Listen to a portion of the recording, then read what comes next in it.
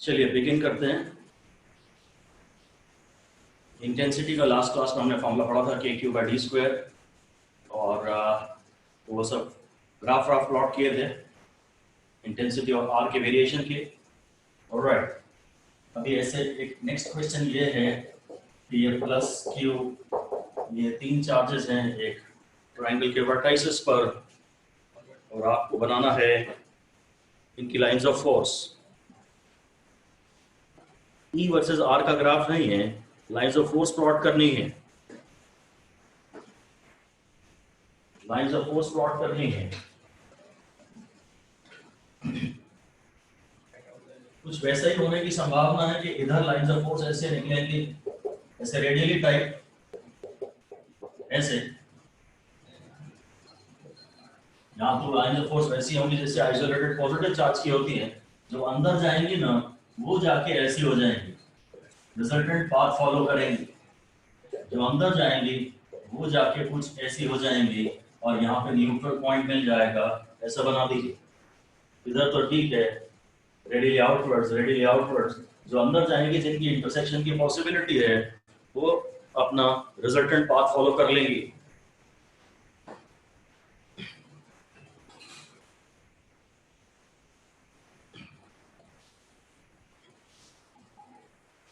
Okay, next heading दे दीजिए, neutral point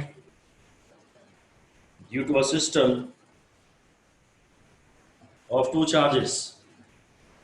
Neutral point due to a system of two charges. तो बस जवाब में वही लिख दीजिए, ये तो हेडिंग हो गई हमारी। आगे लिख दीजिए, the two fields should be equal and opposite. The two fields should be equal and opposite. Full stop.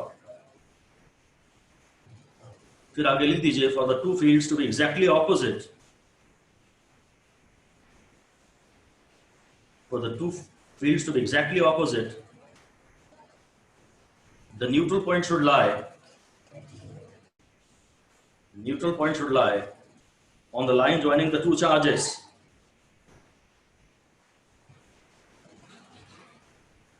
On the line joining the two charges. ये तो हमने पहले ही पढ़ा हुआ है सिस्टम ऑफ इक्विलिब्रियम में, ये तीनों चार्जेस को लीनियर होने चाहिए। न्यूट्रल पॉइंट पे भी आखिर आप एक यूनिट पॉजिटिव चार्ज तो रखेंगे ना, तो तीनों को कोलिनियर होना चाहिए।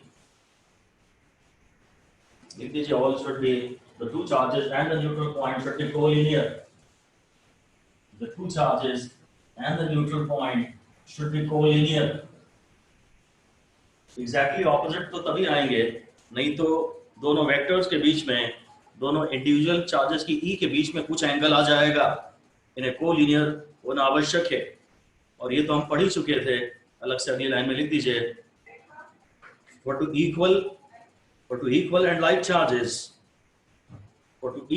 charges, the neutral point lies at the midpoint. So to equal and like charges, neutral point lies at the midpoint. ये तो हमने पढ़ा है। अब हमारी हेडिंग है neutral point for two TW2 unequal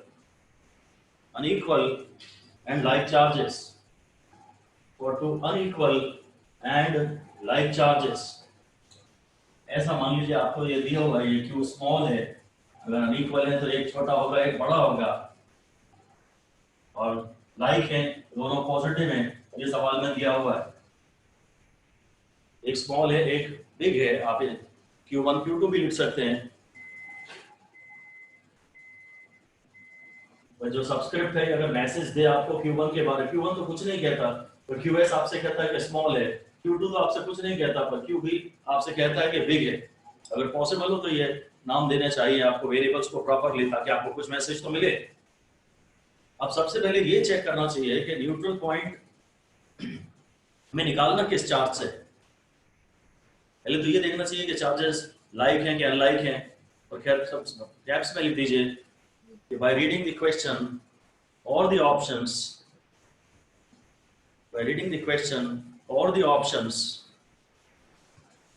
we should first determine the charge from which we should first determine the charge from which we have to calculate the distance of neutral point. We should first determine the charge from which we have to calculate the distance of the neutral point. Neutral point का distance यहां से निकालना है कि यहां से निकालना है, आपको सबसे पहले ये डिसाइड करना चाहिए।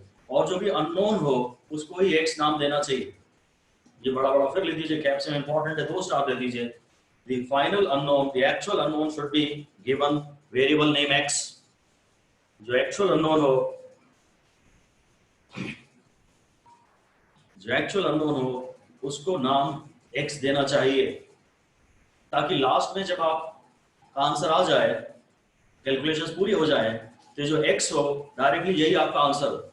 लिख दीजिए, so that x is the final answer, x is directly the final answer, x is directly the final answer.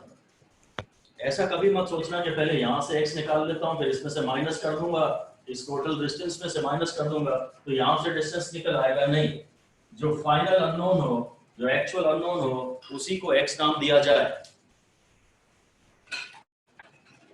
अब इसमें ये भी पॉसिबिलिटी है, ये भी चेक करना होगा, ये तो हमें क्लियर है कि neutral point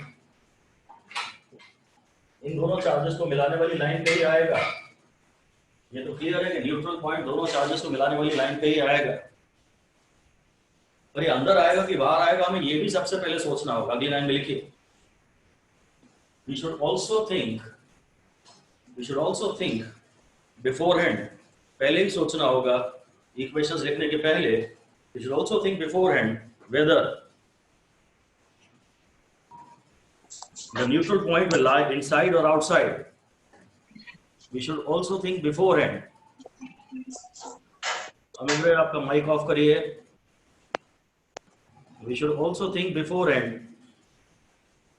whether the neutral point is to be located from, well, the neutral point will lie inside or outside.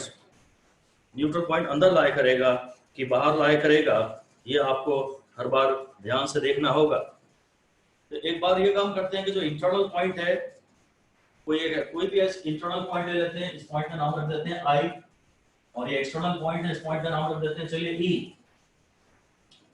अब एक बार I पे यूनिट पॉजिटिव चार्ज लाके रखते हैं और उस पे बाकी दोनों चार्जेस का फोर्स देखते हैं, उनके कारण इंटेंसिटी देखते हैं और देखते हैं वो एडिटिव है कि सब्सट्रैक्टिव है। ये डायग्राम में दिखा दीजिए, एक तो दोनों चार्जेस के बीच का डिस्टेंस L दिखा दीजिए, एक इंटरनल पॉइंट I दिखा दीजिए और एक एक्सटर्नल पॉइंट E दिखा दीजिए। और फिर लिखिए, place a unit positive charge at I, place a unit positive charge at I an internal point, and mark the directions of E1 and E2 due to the two charges. Mark the directions of E1 and E2 due to the two charges.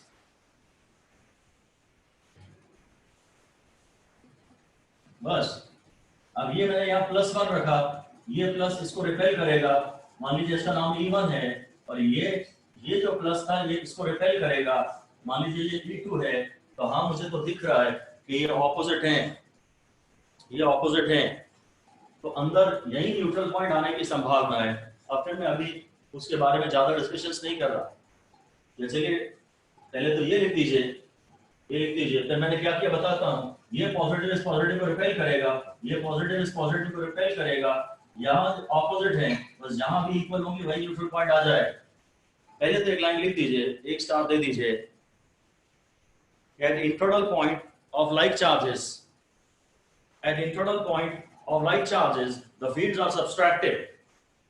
At internal point of like charges, the fields are subtractive. So for like charges, neutral point will be obtained somewhere. Neutral point will be obtained somewhere inside को caps में लिख दीजिए, somewhere inside। मैं इसकी बात ही नहीं कर रहा अभी। अब क्या है कि सपोज मुझे यहां से सवाल ने मान लीजिए बोला है ये डिस्टेंस x निकालना है आपको, तो आप ये बचे हुए डिस्टेंस को L माइनस एक्स कहिए, ये बचे हुए डिस्टेंस को L माइनस एक्स कहिए।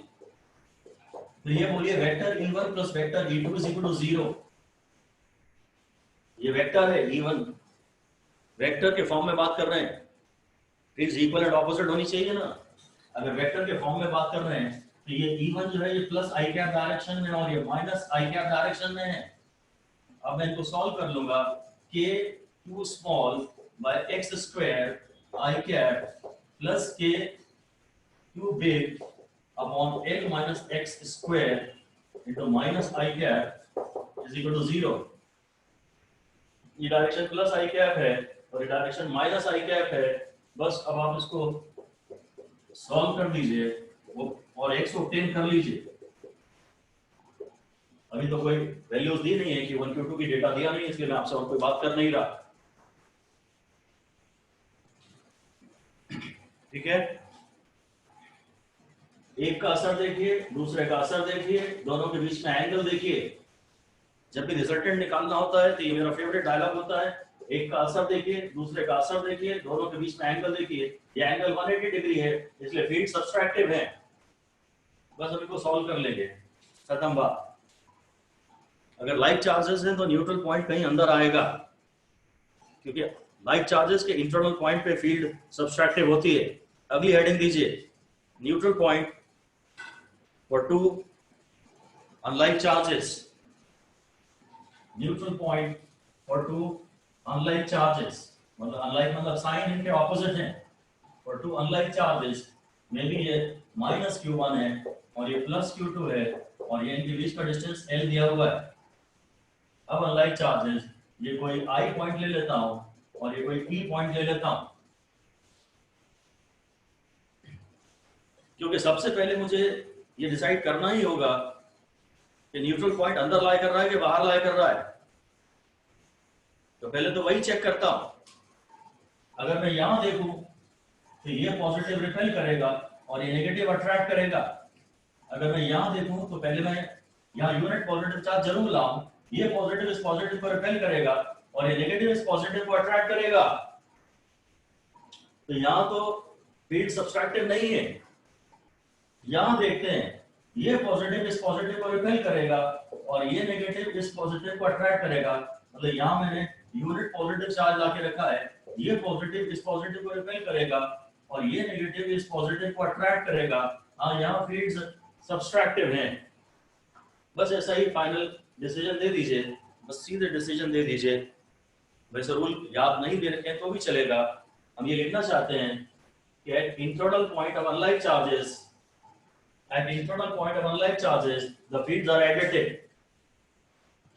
ये हम कोई रूल नहीं बना रहे हैं, हमें सब याद नहीं हो पाएगा, पर फिर भी आपका रिवीजन इन्हीं स्टेटमेंट्स के दाएं बाएं घूमेंगे, इसलिए थोड़ी डायरेक्टेडनेस आ जाएगी रिवीजन में। इसलिए मैं ऐसे स्टेटमेंट्स इशू कर देता हूँ।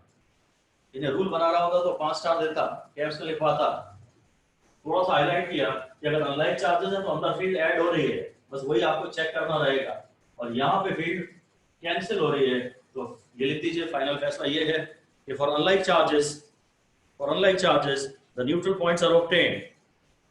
For unlike charges the neutral points are obtained at an external point on the line joining the two charges. At an external point on the line joining the two charges. बस अब ध्यान से ये देखना होगा कि उसने न्यूट्रल पॉइंट का डिस्टेंस मांगा कहां से है। चलिए लिख दीजिए साफ साफ। Now carefully see that we have to locate the neutral, we have to find the distance of the neutral point. Carefully see that we have to find the distance of the neutral point from which charge? We have to find the distance of the neutral point from which charge? And name the unknown as x. And name the unknown as x.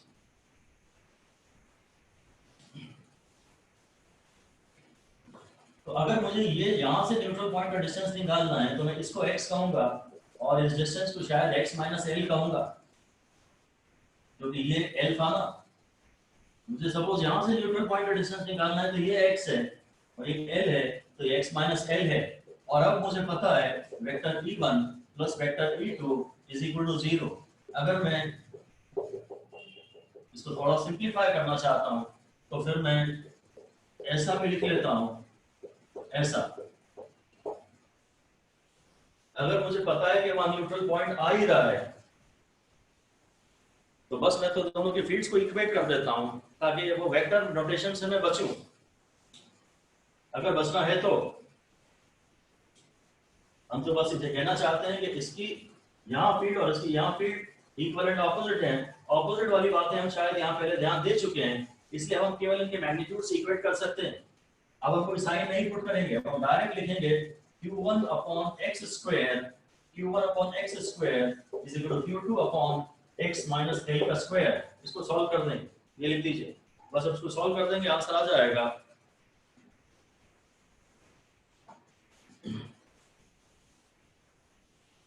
बस यहाँ मैंने ये सीखा कि अब की बार मैंने vector notation को ड्रॉप कर दिया था।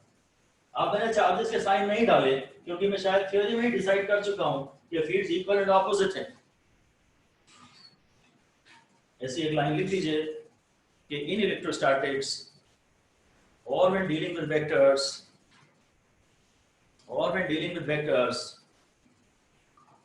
when direction has been decided by theory,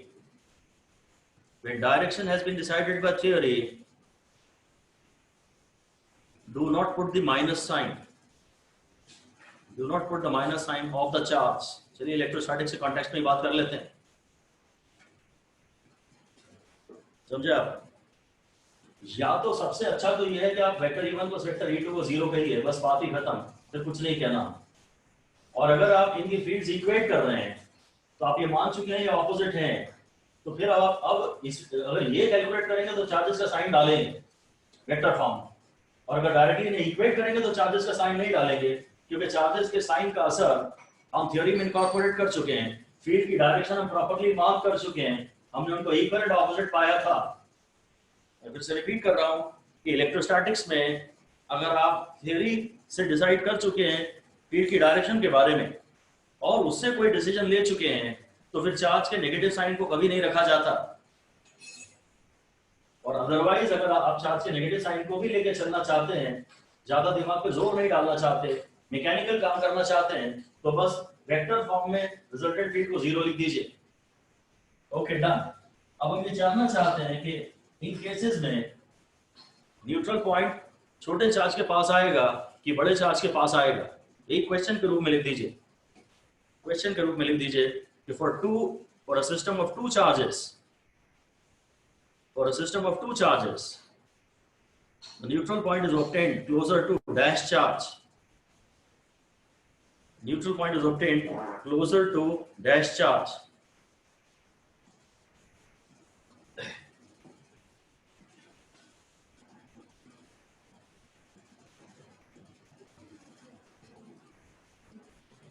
small charge. हाँ सोनम, स्मॉल चार्ज। हाँ शाबाश, वेरी गुड। कैसे? Small charge. सोनम तिवारी समझाइए कैसे? सर क्योंकि जो बड़ा वाला चार्ज है उसका तो अट्रैक्शन ज्यादा होगा, तो उसकी तरह उससे तो थोड़ा दूरी होगा। बस चलिए ठीक है, परफेक्ट है, बहुत सही। सेंटर ऑफ मास कहाँ आता था? हैवियर मास के, भारी वाले पार्टिकल के करीब। सेंटर ऑफ मास जो आता है वो भारी वाले के करीब आता है, और जो न्यूट्रल पॉइंट है यही डिस्कस करते हैं।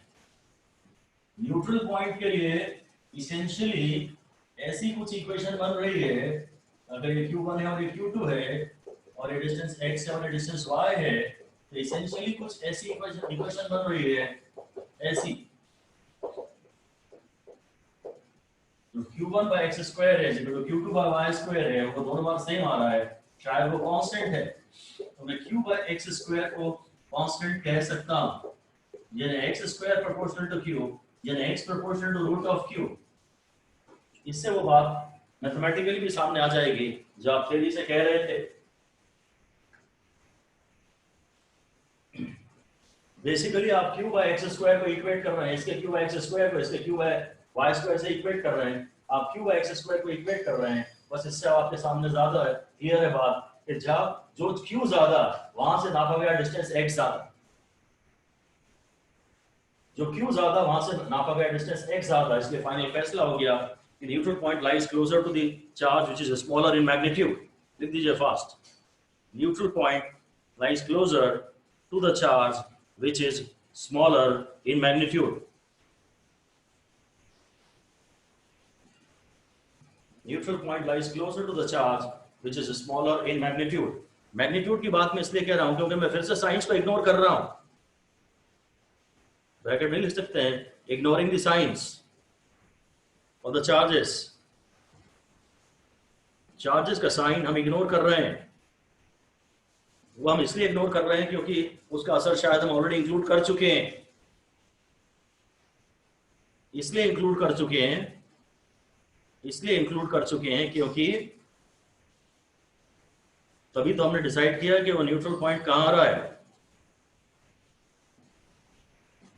ठीक है, न्यूट्रल पॉइंट छोटे वाले के करीब आता है।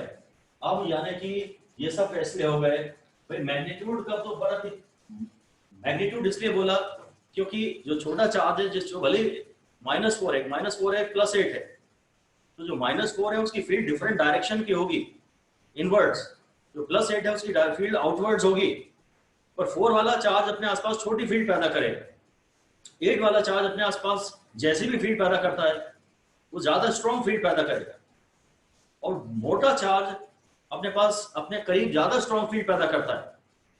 तो बड़े चार्ज से ज्यादा दूरी पे घटते घटते फील्ड उतनी होगी जितनी छोटे चार्ज के पास है। बड़ा चार्ज वैसे ही ज्यादा स्ट्रॉन्ग फील्ड पैदा करता है, तो बड़े चार्ज से थोड़ी ज्यादा दूरी पे जाके फील्ड उतनी हो पाएगी जितनी छोटे चार्ज के करीब है, इसलिए न्यूट्रल पॉइंट छोटे वाले के करीब आता है। तो अभी कंक्लूजन लिख लेते हैं, कंक्लूजन लिख दीजिए बस सीधे सीधे, न्यूट्रल पॉइंट लाइज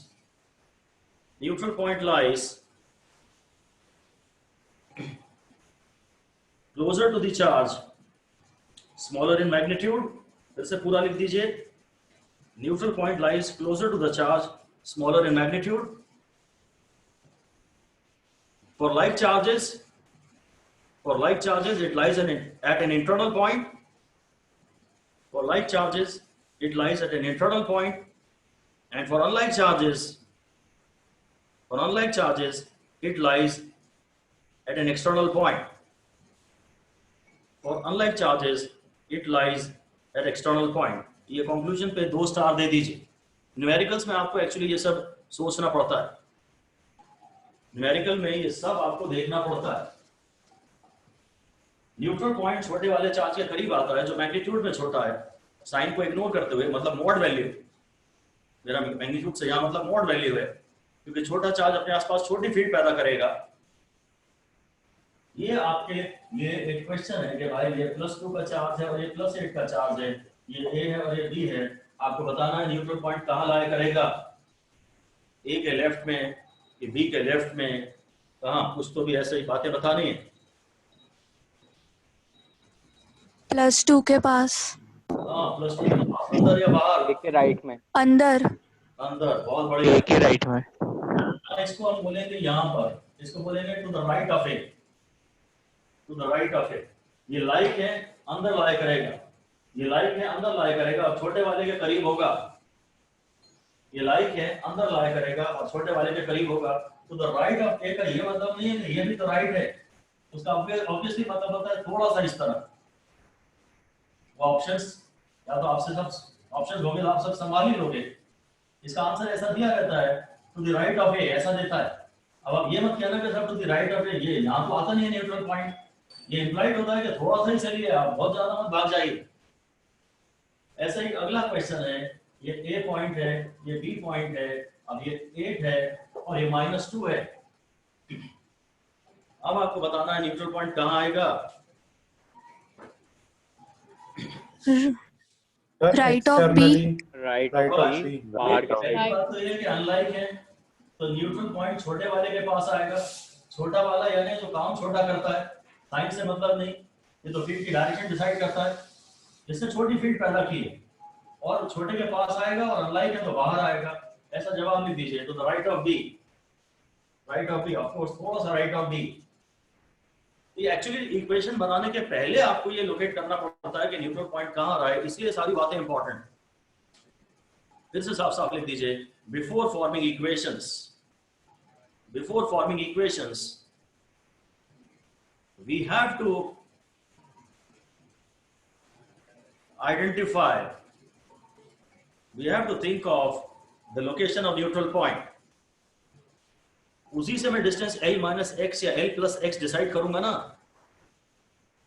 इक्वेशंस लिखने के पहले आपको ये डिसाइड करना पड़ता है कि न्यूट्रल पॉइंट का डिस्टेंस कहां से चाहिए, इसीलिए थोड़ा सा कठिन है, इसीलिए कठिन है। बस ठीक है, ऑल राइट, इसके बारे में और बात नहीं कर रहे। हाँ, वो बातें इंपॉर्टेंट हैं कि इक्वल और लाइक है तो मिड पॉइंट पे आता है, लाइक है तो अंदर आता है, अनलाइक है तो बाहर आता है। न्यूट्रल पॉइंट कहाँ कहाँ आता है, और वो छोटे वाले के करीब आता है, छोटे वाले के करीब आता है। सेंटर ऑफ मास और न्यूट्रल पॉइंट का कंपैरिजन करें तो सेंटर ऑफ मास है ना चीफ मिनिस्टर। चीफ मिनिस्टर मोटे लोगों के पास होता है, जिनके पास मालदार लोग हैं, जिनके पास ज्यादा पैसा है। चीफ मिनिस्टर उन्हीं लोगों का होता है। सीएम जो है सेंटर ऑफ मास मोटे लोगों के पास होता है। और एनपी को आप ऐसे ही नन्ना पुजारी कह सकते हैं, नन्ना है पुजारी है, ये पुजारी आदमी है और नन्ना भी है, शायद ये तो छोटे लोगों का भला करने की सोचेगा, ये छोटे लोगों के पास होता है। ऐसे ही कुछ लिख दीजिए आप, सीएम क्लोजर टू मालदार, नन्ना पुजारी क्लोजर टू नन्ना पीपल। ठीक है, थैंक यू कृष्ण, मजा आया। सीएम मालदार लोगों के पास है, ये किसी को बताना नहीं है आपको।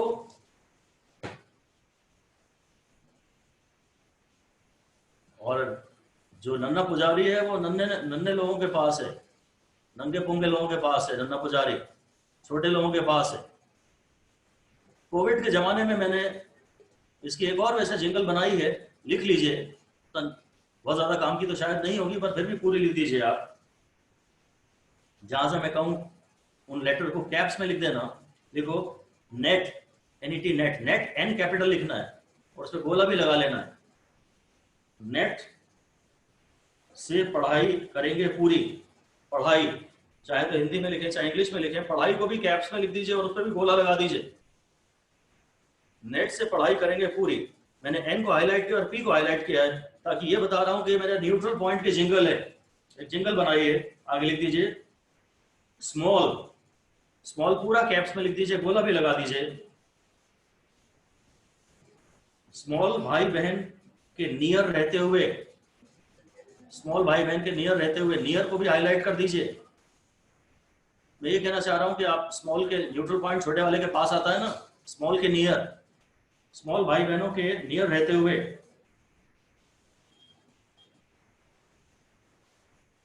उन्हें लाइक डाउन में, लाइक डाउन मेरा लॉकडाउन से मतलब है, लाइक को हाईलाइट कर लीजिए। उन्हें लाइक डाउन में घर के इनसाइड रखते हुए, लॉकडाउन में घर के इनसाइड रखते हुए, तो like is for like charges, और वो इनसाइड पे भी कैप्स कर दीजिए। आपने अभी तक N और P को हाईलाइट किया है, फिर स्मॉल और नियर को हाईलाइट किया है, फिर लाइक और इनसाइड को हाईलाइट किया है।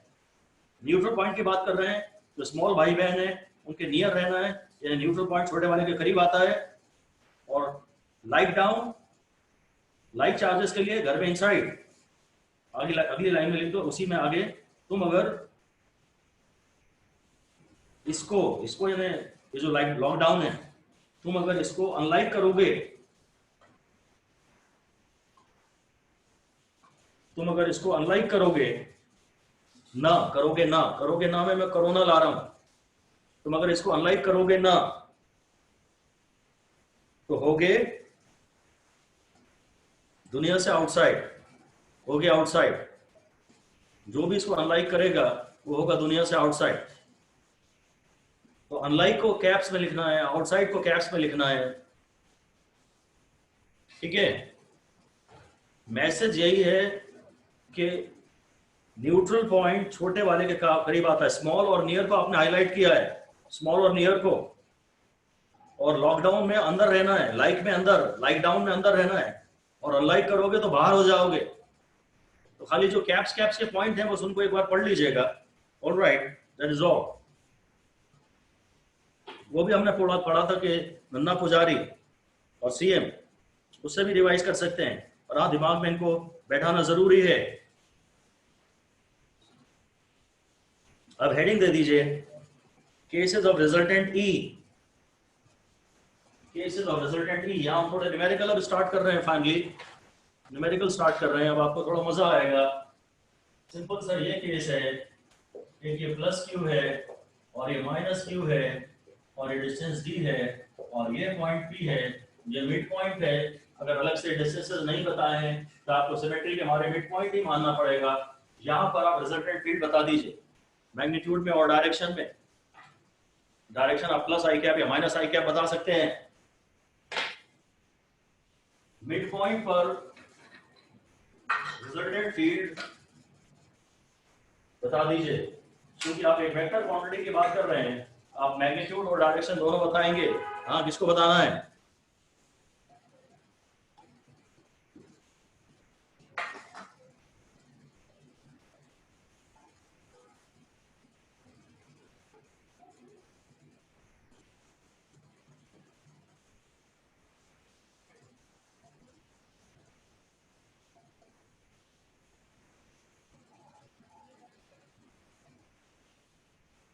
जल्दी करिए, वेट कर रहा हूं, मेक इट फास्ट।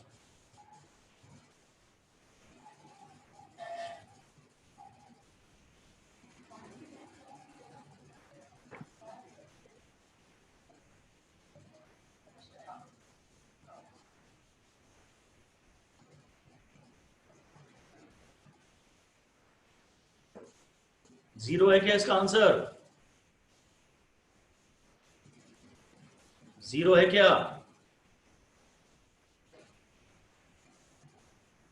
अंदर फील्ड एडिटिव होती है, इसका आंसर जीरो नहीं है प्रांजलि, इसका आंसर जीरो नहीं है। अनलाइक के अंदर फील्ड एडिटिव होती है। यहाँ एक पॉजिटिव लाऊंगा, ये पॉजिटिव पॉजिटिव को रिपेल करेगा, ये नेगेटिव पॉजिटिव को अट्रैक्ट करेगा, दोनों की फील्ड ऐड कर दो। जीरो तो नहीं है। पहली बात तो आपको यही लिखनी होगी कि field is certainly not zero. जो फील्ड है डेफिनेटली जीरो नहीं है।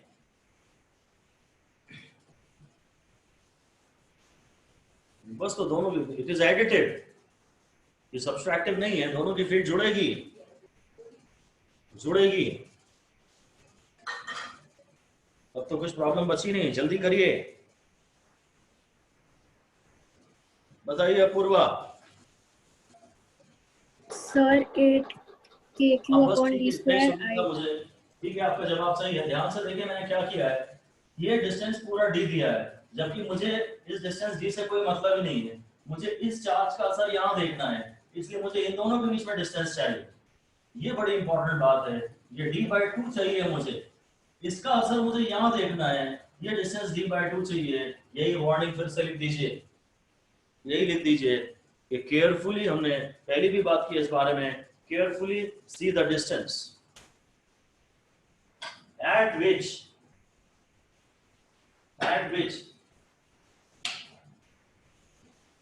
E due to a charge is to be calculated.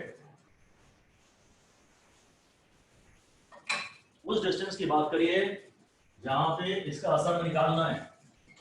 ये तो मैं देख ही चुका हूं कि रिजल्टेंट फील्ड E1 + E2 है, तो ये हो गया KQ अपॉन d/2 का होल स्क्वायर, और इसका भी सब आइडेंटिकल है तो इंटू 2, तो आंसर आएगा 4 × 8 8k³ और ये डायरेक्शन जिस भी तरह से ऑप्शंस में दी गई हो,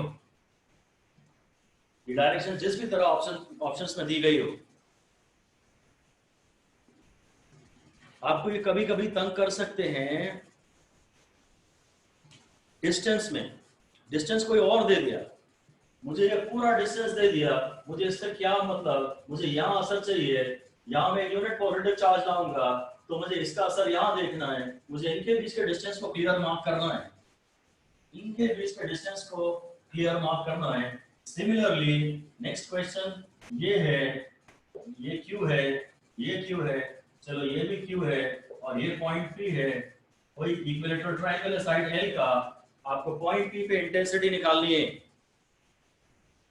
पॉइंट P पे इंटेंसिटी निकालनी है।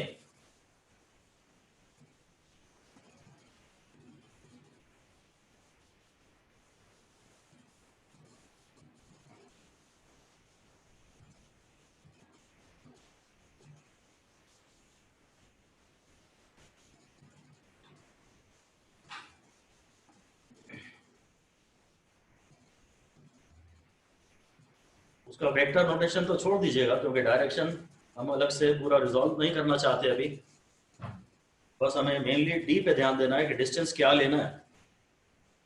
ये क्यू और ये क्यू तो फिर से कैंसिल कर देंगे, खाली इसका असर देखना है। और intensity at P is equal to k q और ये डिस्टेंस जो कि L cos 30 है स्क्वायर, ये डिस्टेंस L है, पूरा एंगल 60 है, ये एंगल 30 है, L cos 30, so KQ upon L √3/2 का स्क्वायर।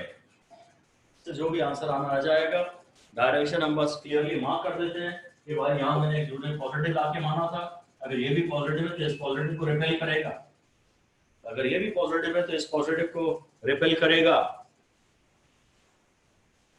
डिस्टेंस हमें ये लेना पड़ा क्योंकि हमें इसका असर यहाँ देखना था, इन दोनों का असर तो कैंसिल हो गया क्योंकि इक्वल और लाइक चार्जेस के मिड पॉइंट पे न्यूट्रल पॉइंट आता है, ये दोनों एक दूसरे के असर को कैंसिल कर देते हैं, ये दोनों एक दूसरे के असर को कैंसिल कर देते हैं, खाली इसका असर मैंने लिया।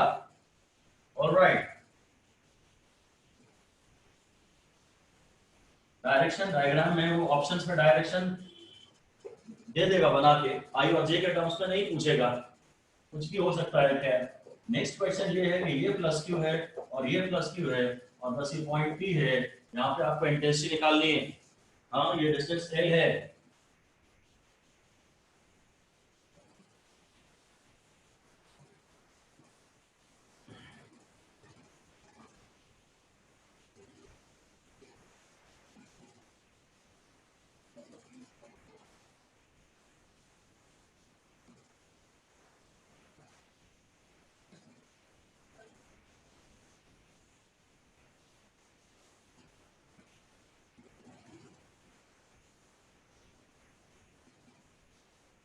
सबसे पहले तो मैं यहाँ एक यूनिट पॉजिटिव चार्ज लाऊंगा, ये पॉजिटिव इस पॉजिटिव को रिपेल करेगा और ये पॉजिटिव इस पॉजिटिव को रिपेल करेगा, और फिर इन लोगों के बीच में एंगल में 60 डिग्री देखूंगा।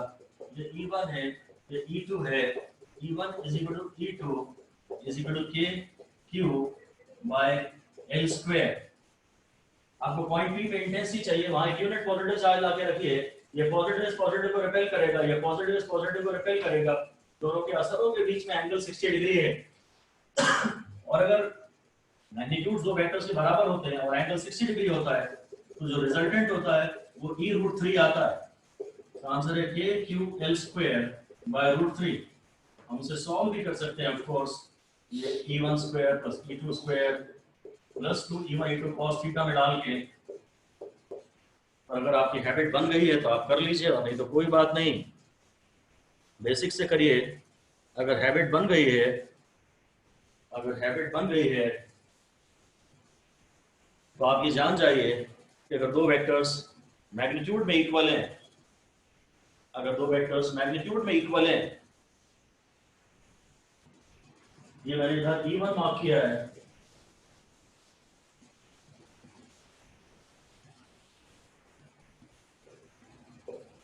ये Q है, इधर मैंने E1 मार्क किया है, ये भी Q है, यहाँ मैंने पॉजिटिव रखा, इधर मैंने E2 मार्क किया है और ये एंगल 60 डिग्री है, और E1 is equal to E2 is equal to k q square by Q1 Q2 by L square. Q2 तो 1 है, Q2 1 है, और दो अगर वेक्टर्स जिनके जो मैग्नीट्यूड में इक्वल है, दो वेक्टर्स जो मैग्नीट्यूड में इक्वल है, अगर उनके बीच में एंगल 60 डिग्री होता है तो रिजल्टेंट हर एक इंडिविजुअल का √3 टाइम्स होता है, आंसर इसका √3 टाइम्स आ जाएगा। अगर दो वेक्टर्स जो मैग्नीट्यूड में इक्वल हैं और उनके बीच में एंगल 60 डिग्री है तो रिजल्टेंट हर एक का √3 आ जाएगा। फिर से यही क्वेश्चन कर रहा हूँ, ये प्लस क्यू है और ये माइनस क्यू है, और इस पॉइंट P पे आपको इंटेंसिटी बतानी है।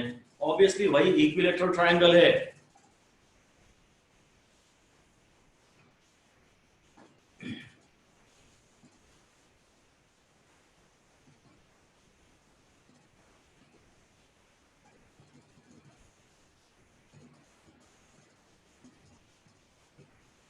यहाँ पे सबसे पहले यूनिट पॉजिटिव चार्ज लाइए, ये पॉजिटिव इस पॉजिटिव को रिपेल करेगा और ये नेगेटिव इस पॉजिटिव को अट्रैक्ट करेगा, और ये एंगल 60 डिग्री है, ये E1 है, ये E2 है, ये बचा हुआ एंगल 120 डिग्री है। अभी भी जो E1 का मैग्नीट्यूड है और जो E2 का मैग्नीट्यूड है वो तो बराबर है, और वो Q1 Q2 by L square है।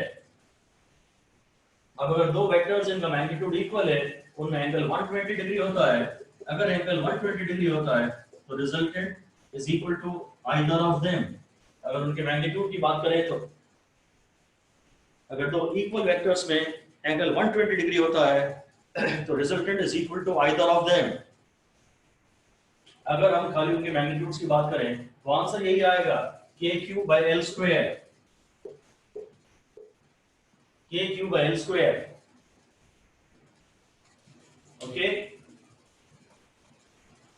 एक का असर देखा, दूसरे का असर देखा, दोनों के बीच में एंगल देखा।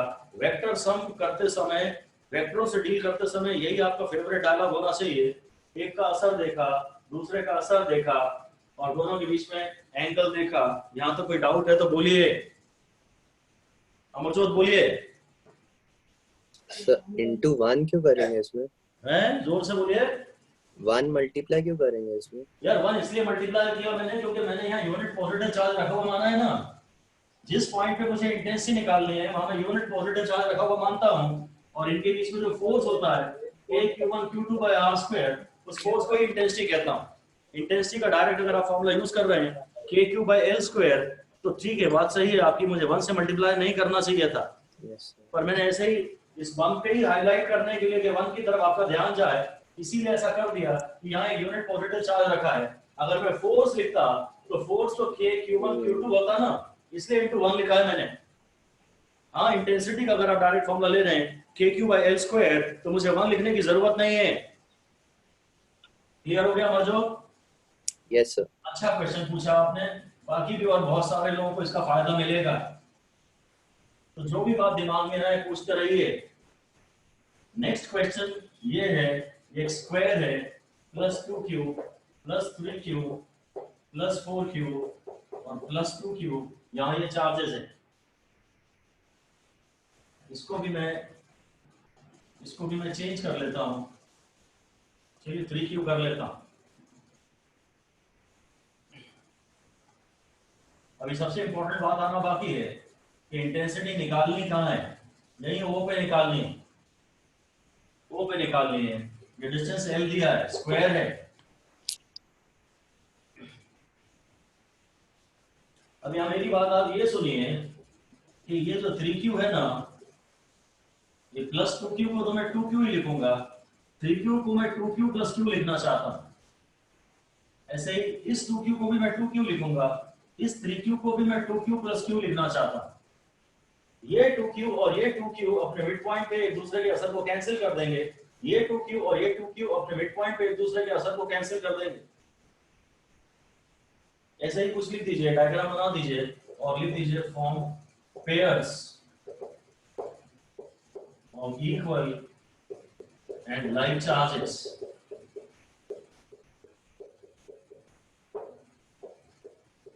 They cancel each other.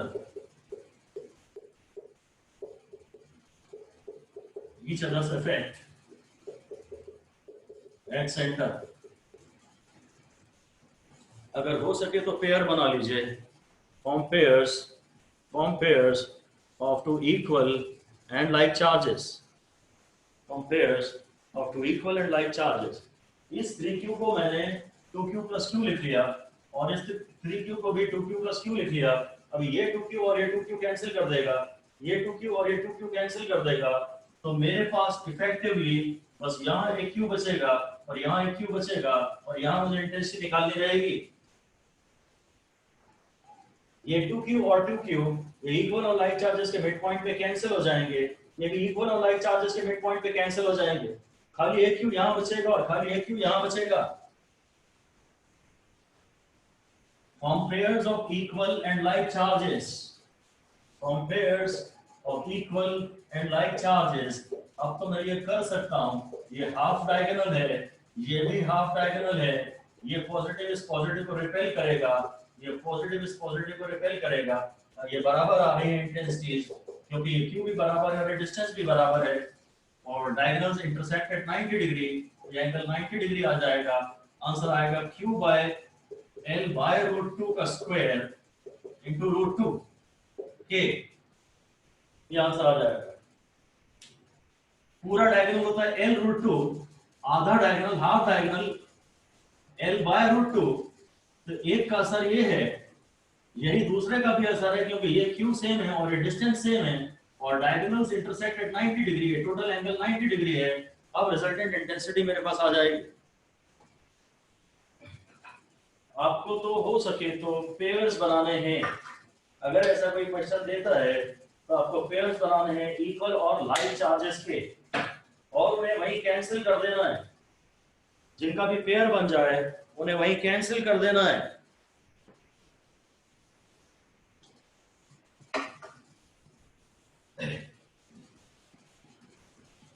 शायद यही रेक्टेंगल में देखते हैं, स्क्वायर तो ठीक था, स्क्वायर में तो कोई प्रॉब्लम नहीं है। रेक्टेंगल में देखते हैं, सपोज ये -2q है और ये -3q है, ये +2q है और ये +3q है। अब ये डिस्टेंस x है और ये डिस्टेंस y है, और वही सेंटर पे आपको इंटेंसिटी निकालनी है। इसको मैं पूरा तो नहीं सॉल्व कर रहा, पर मैं ये कह रहा हूं कि ये -3q को मैं -2q -q कह लूंगा, और ऐसे ही इस 3q को मैं 2q और q कह लूंगा। ये -2q और ये -2q कैंसिल हो गए, ये 2q और ये 2q कैंसिल हो गए। इसेंशियली हमारे पास यहाँ एक -q है और यहाँ एक +q है, और बस फिर इंटेंसिटी निकालनी है। इस -3q को मैंने -2q -q लिखा, -2q कैंसिल हो गए, इधर भी 3q को 2q + 2 लिखा, ये 2q और ये 2q कैंसिल हो गए, मिड पॉइंट पे एक दूसरे का असर को कैंसिल कर देंगे। बस यहाँ एक नीचे -q बचा, यहाँ एक +q बचा।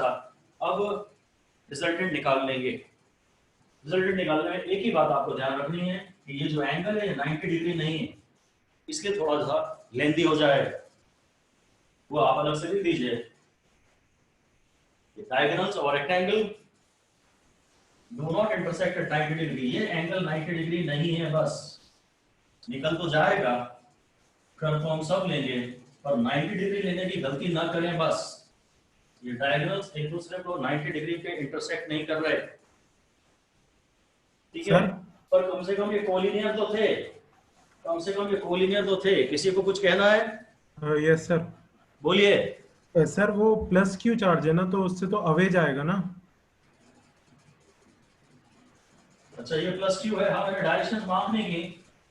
मैंने डायरेक्शन मांगने की, यहाँ +1 लूंगा, ये -q इस प्लस को अट्रैक्ट करेगा, और हाँ ये प्लस इस प्लस को रिपेल करेगा, बात सही है। ये इधर कहीं रिजल्टेंट आएगा, ये प्लस इस प्लस को रिपेल करेगा और ये माइनस इस प्लस को अट्रैक्ट करेगा। ये मैं अभी आगे सॉल्यूशन में गया नहीं था, ठीक है? बिल्कुल सही कहा आपने।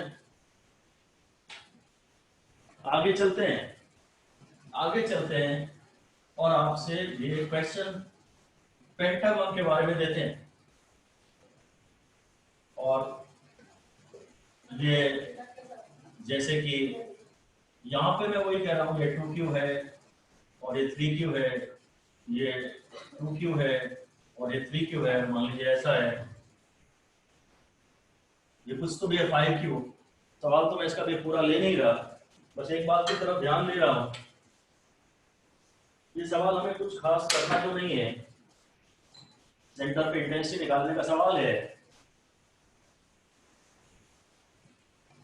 मैं बस यहाँ ऐसा आपको ध्यान दिला रहा हूँ कि ये जैसे है ना, ये अब सेंटर वो इस लाइन पे लाया नहीं करता, तो यहाँ आप ऐसा नहीं कर सकते कि आपने 3q को 2q + q में तोड़ लिया।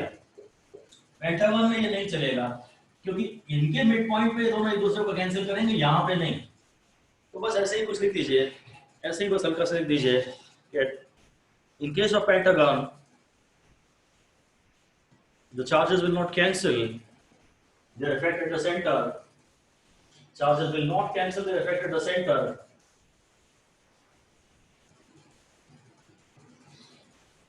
Because the charges and the center, charges and the center, charges on opposite corners, charges on opposite corners and the center are not in the same straight line.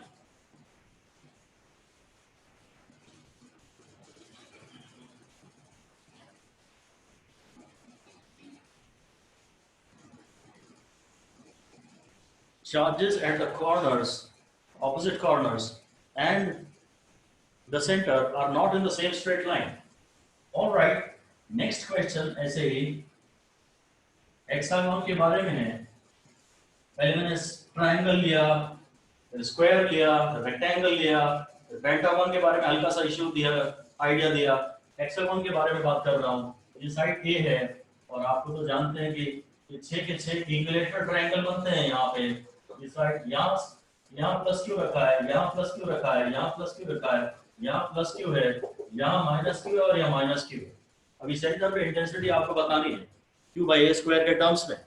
q by a square into what? q by a square into what? Subjective type का numerical है, integer type है। q by a square into dash। यहाँ तो सारे equilateral triangle बनते हैं, सारे equilateral triangle बनते हैं और सब एक दूसरे को, सारी साइड्स वाइड्स आप सब जानते ही हैं। तो अभी यहाँ पर ये प्लस और ये प्लस तो कैंसिल कर देगा, ये सब सेम स्ट्रेट लाइन में आ रहा है, सब सेम स्ट्रेट लाइन में आ रहे हैं। ये प्लस और ये माइनस इधर आएगा, पॉजिटिव से नेगेटिव, और ये प्लस और माइनस ये भी यहाँ आएगा। मेरे ख्याल से q by l स्क्वायर इसका और q by l स्क्वायर इसका ये डिस्टेंस दे दिया ना, मेरे ख्याल से 2q by a square into √3 ये आंसर आ जाएगा, क्योंकि ये angle 60 degree. What do they give?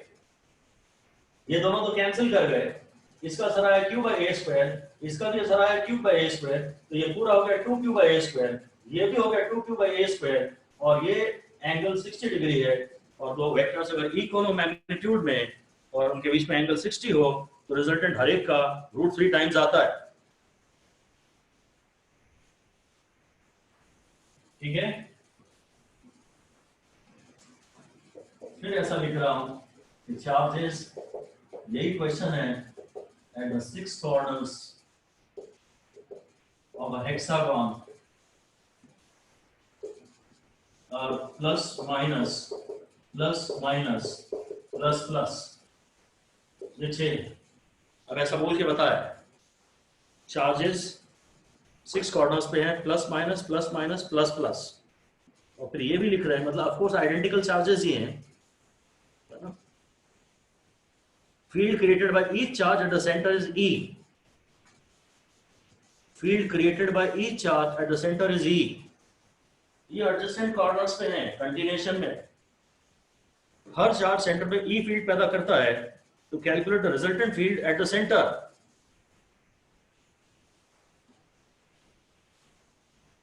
Centre पे हर चार्ज E फील्ड पैदा करता है, तो रिजल्टेंट फील्ड सेंटर पे बताइए।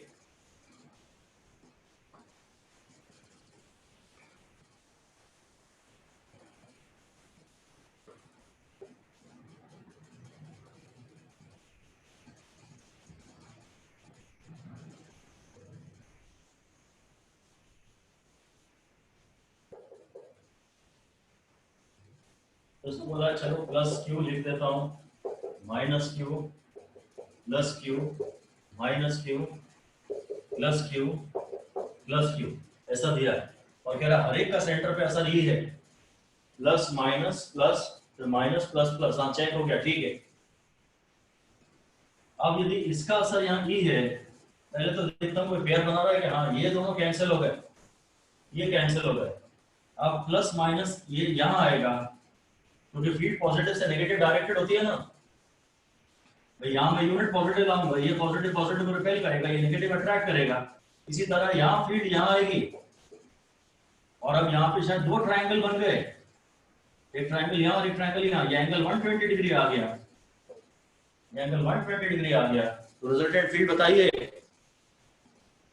हर चार्ज का असर ई है, तो सेंटर पे रिजल्टेंट फील्ड बताइए। सर E नहीं, 2kq/a²।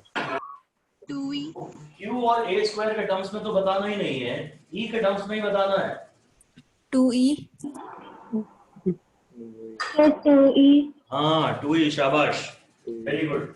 क्योंकि एक का असर ही है ना, तो इसका भी असर ही है। ये असल में 2e है और ये भी 2e है। एंगल 120 डिग्री देख के हमें लालच आ गया कि जो हर एक का असर है वही टोटल भी असर होगा, जो हर एक का असर है वही टोटल भी असर होगा। पर इसका असर ई है और इसका भी असर ई है। ये पॉजिटिव पॉजिटिव रिपेल कर रहा है, ये नेगेटिव पॉजिटिव को अट्रैक्ट कर रहा है, दोनों का असर मिला के 2e हो गया, यहाँ भी 2e हो गया। ये एंगल 120 डिग्री है, रिजल्टेंट भी 2e आएगा। ई और 2e में गड़बड़ हो सकती है, ठीक है। फिर यही सवाल फिर से दे रहा हूं मैं आपको। अब ये प्लस क्यू है, ये प्लस क्यू है, ये प्लस क्यू है और बाकी तीनों माइनस है, और हर एक का असर सेंटर पे डायरेक्ट ई बोल दिया मैंने, हर एक का असर सेंटर पे ई बोल दिया।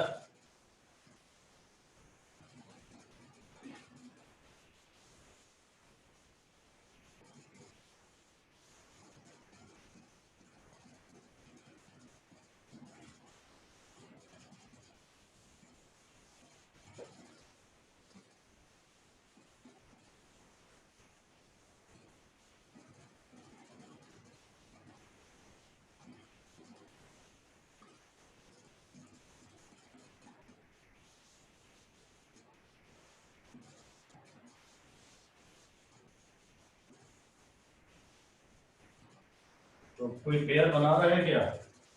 नहीं, पेयर इक्वल और लाइक के पेयर तो नहीं बन रहे, इक्वल और लाइक के पेयर तो नहीं बन रहे। ये 2e आएगा, ये 2e आएगा और ये 2e आएगा।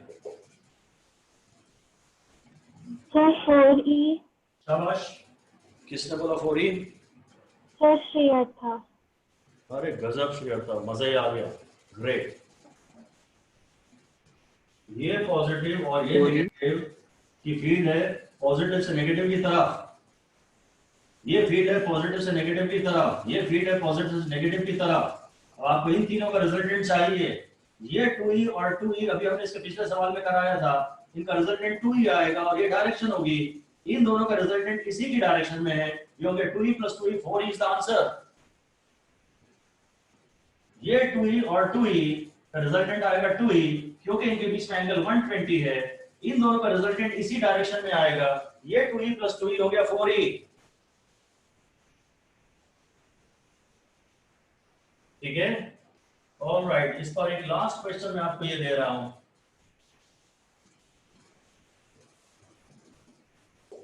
ये प्लस क्यू है, ये माइनस क्यू है, ये प्लस क्यू है और ये माइनस क्यू है। अब आपसे पूछ रहा हूं यहाँ के कितने कितने चार्जेस कैसे रखें ताकि सेंटर पे रिजल्टेंट फील्ड 0 आ जाए। ये प्लस क्यू माइनस क्यू, ये प्लस क्यू माइनस क्यू, ये चार्जेस आप जो आपकी मर्जी में आए रख लीजिए। आप सेंटर पे न्यूट्रल पॉइंट लाने की कोशिश करिए, पॉसिबल है क्या?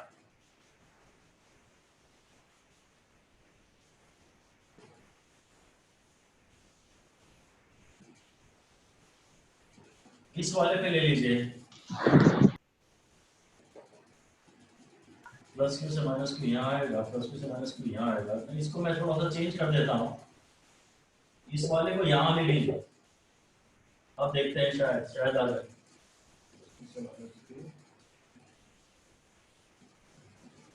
यहाँ बताना है आपको।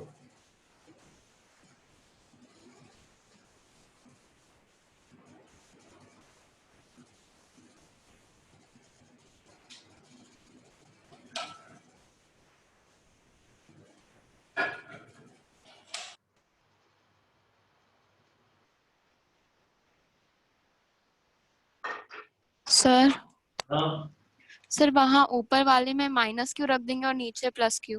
ऑलराइट, किसने बोला? सर इन्हीं। ओके ग्रेट, ठीक है। ये देखिए, ये प्लस क्यू और माइनस क्यू की फील्ड कुछ इधर आएगी और हाँ ये 2 ही आएगी। ये प्लस क्यू और माइनस क्यू की फील्ड यहाँ 2 ही आएगी। इसका मतलब इन्हें कैंसिल करने के लिए मुझे रिजल्टेंट फील्ड यहाँ फील्ड ऐसी आनी चाहिए, ऐसी आनी चाहिए। तो यहाँ प्लस और यहाँ माइनस होना चाहिए, ठीक है ना। ये प्लस और माइनस इधर आ रहे हैं, ये प्लस और माइनस की फील्ड इधर आ रही है। तो तीनों वेक्टरों में अगर एंगल 120 डिग्री हो जाए और तीनों 2 ही के हों तो एक दूसरे को कैंसिल कर देंगे। यहाँ प्लस आना चाहिए और यहाँ माइनस आना चाहिए, बस बिल्कुल ठीक है। अब यहाँ पे ये एंगल 120 है, ये एंगल 120 है और ये एंगल 120 है और हाँ रिजल्टेंट 0 आ जाएगा। ठीक है, बहुत बढ़िया सवाल था, इसके दोस्त आप दे दीजिए, रिवाइज करने लायक है। बस यही क्वेश्चंस इसेंशियली आते हैं, थोड़ा बहुत चेंज करके।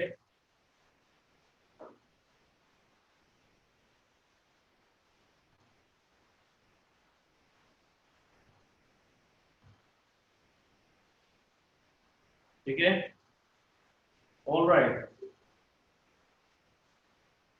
ये अच्छा क्वेश्चन था, रिवाइज करने लायक है, देख लीजिए। अगर 3 इक्वल वेक्टर्स हैं 2e 2e 2e और तीनों के बीच में एंगल 120 हो तो उनका रिजल्टेंट 0 आता है, ये हमने पहले कहीं पढ़ा तो हुआ है। अब डिस्कशन आपसे ये है कि मान लीजिए ये ट्राइंगल है, ये अगला क्वेश्चन है, ये स्क्वायर है और ये इनफैक्ट पेंटागन है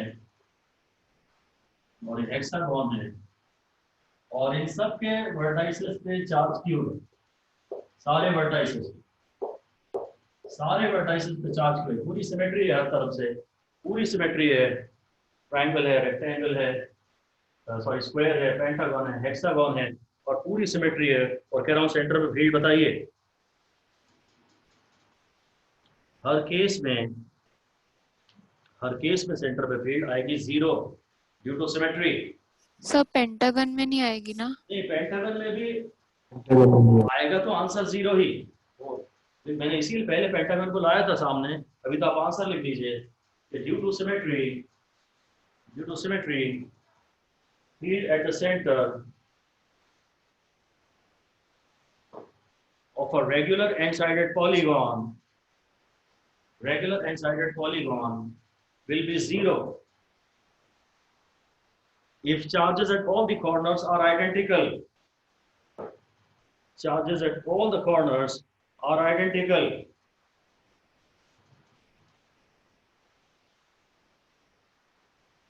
पेंटागन में भी ये लोग पेयर नहीं बना रहे थे, पर अल्टीमेटली होगा तो यहीं पर इसका असर जैसे यहाँ आएगा तो इसका असर यहाँ आएगा, मे बी इसका असर यहाँ आएगा, इसका असर यहाँ आएगा और 5 असर आएंगे। इस वाले का, इसको फिर से बनाता हूँ, इस वाले का मे बी यहाँ आएगा, इस वाले का यहाँ आएगा, इस वाले का यहाँ आएगा, एक एक करके लेता हूँ। चलो ये पॉजिटिव है तो ये पॉजिटिव है तो मे बी ये यहाँ रिपेल करेगा, ये पॉजिटिव है तो ये यहाँ रिपेल करेगा, इसका असर हो गया, इसका असर हो गया, ये पॉजिटिव है तो यहाँ रिपेल करेगा और ये पॉजिटिव है तो यहाँ रिपेल करेगा और ये पॉजिटिव है तो यहाँ रिपेल करेगा, ऐसा कुछ होगा। ये जो एंगल्स आएंगे ये सारे इक्वल आएंगे। अब सब एंगल जो आएंगे ना वो 360/5 आएंगे। There will be 5 equal vectors at an angle of 72 degree to each other. अगर n-sided polygon हो तो हर साइड जो सेंटर पे एंगल बनाती है वो 360/5 होगा, 360/n होगा, यहाँ 360/5 है। तो एक्चुअली रिजल्टेंट तो फिर से 0 ही आएगा। सिमेट्री अगर है, चार्जेस भी इक्वल हैं और डिस्टेंसेस भी इक्वल हैं तो रिजल्टेंट तो हमेशा 0 आएगा। हमने ये कहा था कि यहाँ पे ये दोनों एक दूसरे के असर को कैंसिल नहीं कर रहे, यहाँ तो कर देंगे पर यहाँ नहीं करेंगे, और कोई बात नहीं, पांचों का रिजल्ट मिला के 0 ही आएगा। दो का पेयर तो नहीं बन रहा यहाँ पे, इसीलिए मैंने कहा था पेयर बन ही नहीं रहा, वरना आप कहते 2 ने तो पेयर बना लिया और एक का असर बच गया, ऐसा आप कहते इसने पेयर बना लिया, इसने पेयर बना लिया, इसका असर बच गया, ऐसा नहीं। ये पांचों का असर हमेशा जीरो ही आएगा, हमेशा जीरो आएगा। अगर एन साइडेड रेगुलर पॉलीगॉन है और उसके कॉर्नर्स पे इक्वल चार्जेस हैं तो सेंटर पे फील्ड हमेशा जीरो आएगी। अगला क्वेश्चन लिखिए, a charge Q is distributed uniformly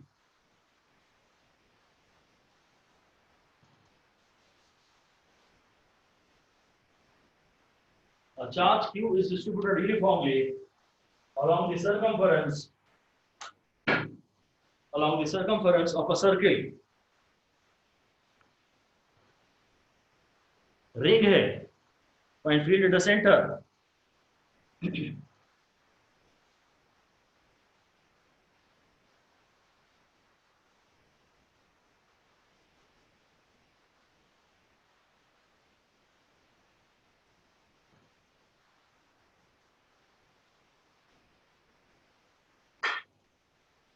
अब वही बात है कि यार तुमने साइड्स बढ़ाते गए, ट्रायंगल से square, pentagon, hexagon, septagon, octagon, sides बढ़ाते गए तो फाइनली ये सर्किल बन जाएगा ना।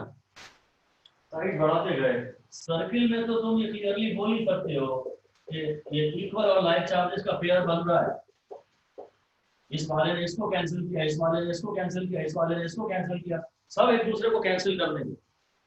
अपर हाफ के जितने चार्जेस हैं वो लोअर हाफ के चार्जेस को पेयर बना के कैंसिल कर देंगे। बस आंसर है zero due to symmetry.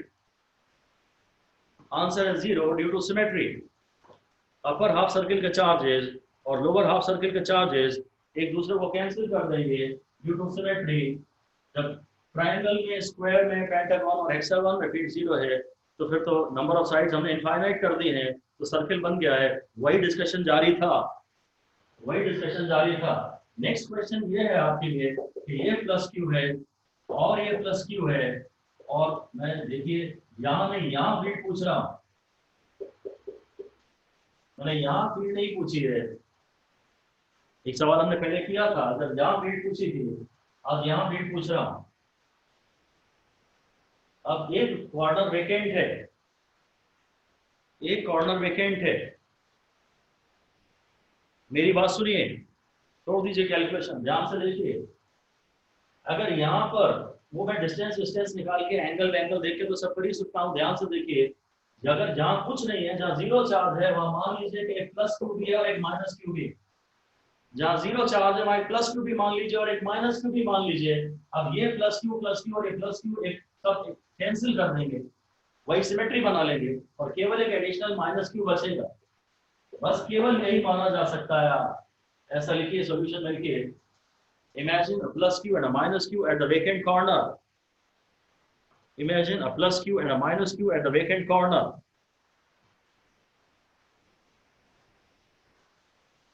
Now we have 3 plus q each. Now we have 3 plus q at each corner. We have 3 plus q at each corner and a minus q, additional minus q at the vacant corner.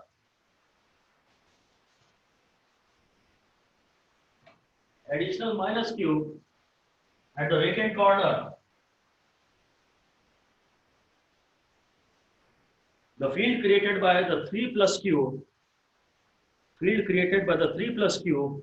at the center cancel due to symmetry.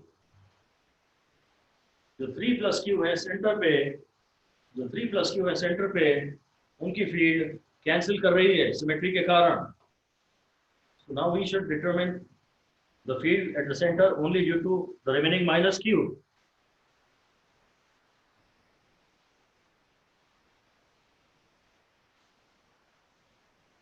Remaining minus q. बस अब तो फिर ये हम कुछ निकाल ही लेंगे, direction तो यही आएगी क्योंकि यहाँ पॉजिटिव है और इसका आंसर है के क्यू।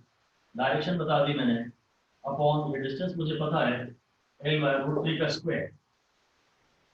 ध्यान रखिए, शुरू में हमने क्लास के शुरू में जो क्वेश्चन किया था ना, फील्ड यहाँ निकाली थी और अब फील्ड यहाँ निकालिए। मैं दोनों ही क्वेश्चन एक बार फिर से साफ दे देता हूँ, तो आप समझ गए। यहाँ पॉजिटिव चार्ज रखिए, ये सारे प्लस क्यू का असर मिला के सेंटर पे जीरो है। यहाँ की बात नहीं कर रहा, तीनों का असर मिला के सेंटर पे जीरो है, बस एक माइनस क्यू बचा है। ये रूल है हमेशा कि वेकेंट कॉर्नर पे हम हमेशा एक माइनस क्यू मान लिया करेंगे और फील्ड उसी की तरफ डायरेक्टेड होगी क्योंकि फील्ड पॉजिटिव से नेगेटिव की तरफ जाती है। बस डिस्टेंस को जरा ध्यान से देखना पड़ेगा। ऐसे ही लिख दीजिए रूल रूल रूल यही है, if all the charges, if all the corners of a regular polygon, all the corners of a regular polygon except one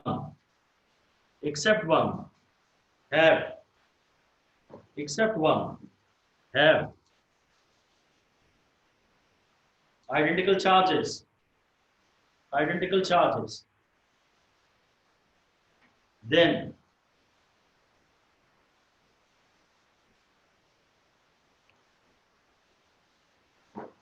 remove all of them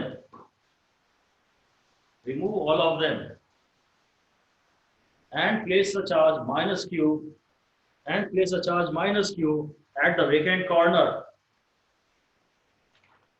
Place a charge minus q at the vacant corner.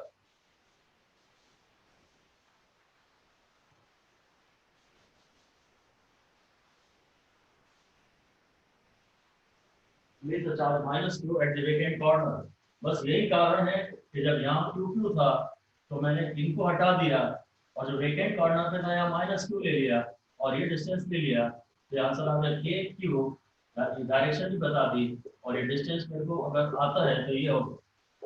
Class के शुरू में जो मैंने सवाल लिया था ना, वहाँ यहाँ फील्ड पूछी थी, तो इसका आंसर आया था के क्यू बाय एल स्क्वायर।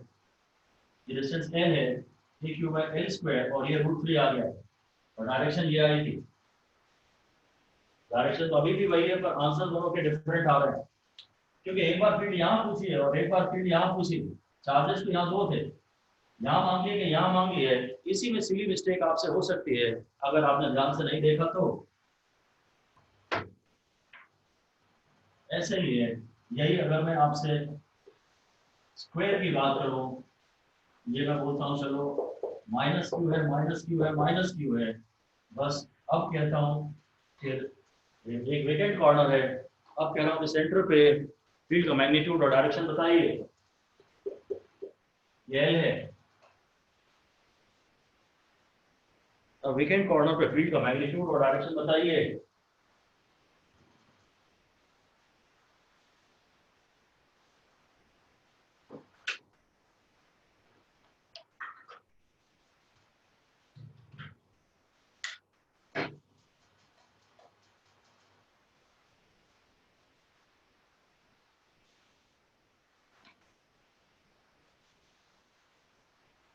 अब मैं क्या करूंगा, यहाँ प्लस क्यू माइनस क्यू रखूंगा, माइनस क्यू सारे कैंसिल कर देंगे, बस एक प्लस क्यू यहाँ ले लूंगा, तब ये इधर आएगा, ये रिपेल करेगा और डिस्टेंस आपको पता है हाफ डायगोनल एल बाय √2 का स्क्वायर। वेकेंट कॉर्नर पे अब आप एक प्लस क्यू ले लीजिए, वेकेंट कॉर्नर पे आप प्लस क्यू ले लीजिए। ये माइनस क्यू सिमेट्री बना रहे हैं, ये चारों मिलके एक दूसरे के असर को कैंसिल कर देंगे, चारों का असर 0 आएगा मिला के, बस एक प्लस क्यू बचेगा। और यहाँ पर अगर आपको इंटेंसिटी बतानी है तो यहाँ पे यूनिट पॉजिटिव चार्ज आई है, ये क्यू यहाँ पे यूनिट पॉजिटिव चार्ज को रिपेल कर देगा। बस वेकेंट कॉर्नर पे आप एक प्लस क्यू और एक माइनस क्यू रख के बाकी जिनसे सिमेट्री बन रही है उन सबको हटा दिया करिए। वेकेंट कॉर्नर पे जहाँ 0 चार्ज है वहां पे एक प्लस क्यू और एक माइनस क्यू रख लीजिए। फिर अगला क्वेश्चन ये है, अच्छा a circular ring has a linear charge density, a circular ring has a linear charge density lambda, charge per unit length, जो lambda है वो charge per unit length है, maybe coulomb upon metre शायद इसकी unit है, जो lambda है वो चार्ज पर यूनिट लेंथ है, कूलम अपॉन मीटर इसकी लेंथ लैम्बडा है, charge density linear charge density, charge पर unit length linear charge density, of course इसका रेडियस r है। कहता है अब यहाँ से मैंने एक पोर्शन dl का रिमूव कर दिया, an elementary portion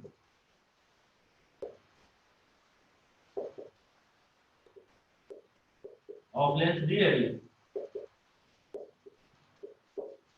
is cut as shown. बाकी पूरे पोर्शन में चार्ज था और लैम्डा इसको पहले से ही दे दिया गया था और अब इतना पोर्शन रिमूव कर दिया गया है। अब आपको सेंटर पे इंटेंसिटी बतानी है।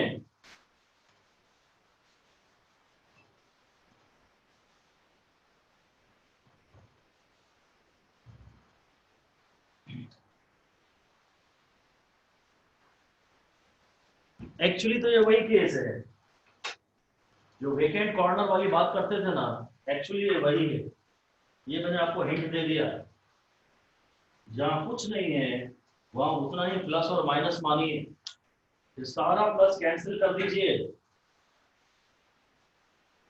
जहां कुछ नहीं है वहां इक्वल प्लस और माइनस मानिए। सारा प्लस एक दूसरे के असर को सेंटर पे डिस्ट्रॉय कर देगा।